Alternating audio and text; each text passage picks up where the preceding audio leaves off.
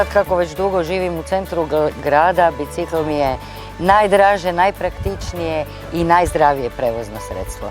Ja sam od onih koji lobiraju da centar postane samo biciklistički.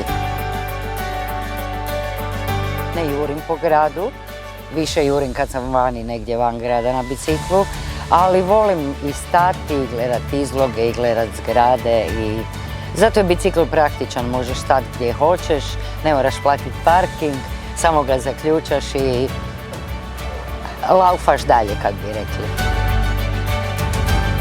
Iz vlastitog iskustva mogu reći da na bicikl možeš zaista obući sve, najpraktičnije trenirka ili hlače.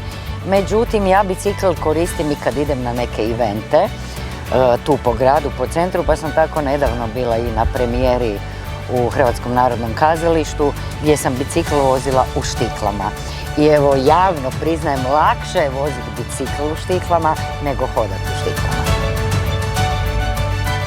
Zagreb je idealan za vožnju biciklom i nadam se da će se količina biciklističkih staza u bližoj budućnosti još više obnavljati i da će jednog dana centar grada Zagreba biti biciklistička i pješačka zona.